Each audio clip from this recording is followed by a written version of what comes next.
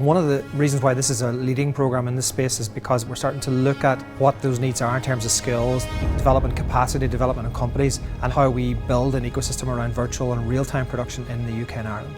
I think what's really exciting about what VP Future is doing is that they curated this 8 teams of amazing storytellers that are all coming in from different angles, excited to use virtual production. We thought it might be a painful process and a pretty process at the same time, and we wanted to be able to capture the pain, the low points and the good points. Wow. 3 whole sessions. Every single minute of every single day had so much knowledge transfer. Vlog 1. Going through the matrix really did help us identify where we need a crew and what we can resource ourselves. So it's really interesting to see like that whole thing.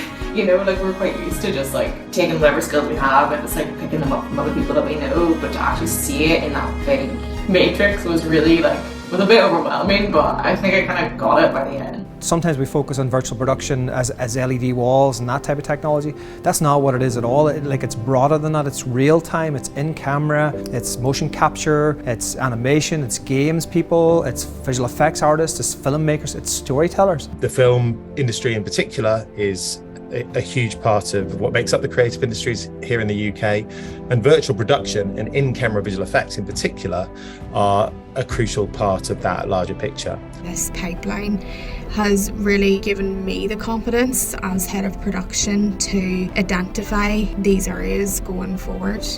What are the issues? We can't use Lumen. We can't use Lumen, which means it can't be as beautiful as we hope.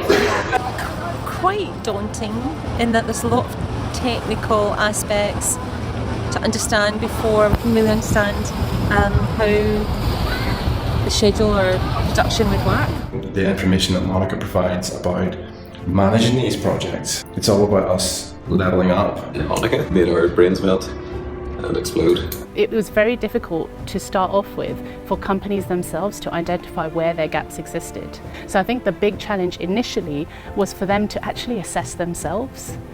It's all stuff we wish we had heard 4 years ago. Virtual production isn't super new, but at the same time, it's very specialized and it's getting more and more interesting. It's growing super fast. The virtual production tools that we're starting to see and use are changing the way that we work, and they're still just a tool, but they're an incredible release of new creative ideas. One of the best things about this course, aside from all the technical skills and knowledge sharing, it's just that this is something that is so new that you can't get this information anyway. You can't Google this, you can't find it. So when you're getting it firsthand from the people who made the setup, it's a completely different level of education. We can use this program to work with industry experts at ILM and Epic and understand how to really use vocab data, like high-end level, how to integrate that into an Unreal workflow where we can harness the rendering power of Unreal and all the cinematics and create something that just looks exceptional, that looks broadcast worthy. We've never used metahumans before, and we intend to do that, but we've never built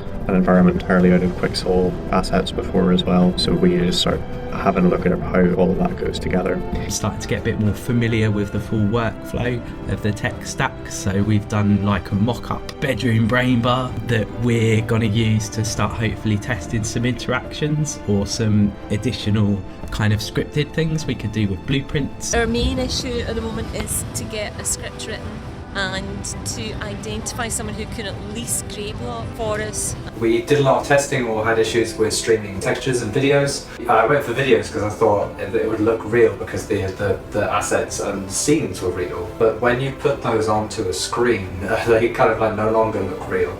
So you may as well just use the Quixel like mech scans, create it in 3D, and that way you've got a lot more of that depth. We as an industry need to be training and nurturing knowledge about virtual production as fast as we can. StoryFutures Academy have been a really key partner of ours in understanding and being early adopters in the world of virtual production. It's been a revelation, and it's something the industry needs to take on board.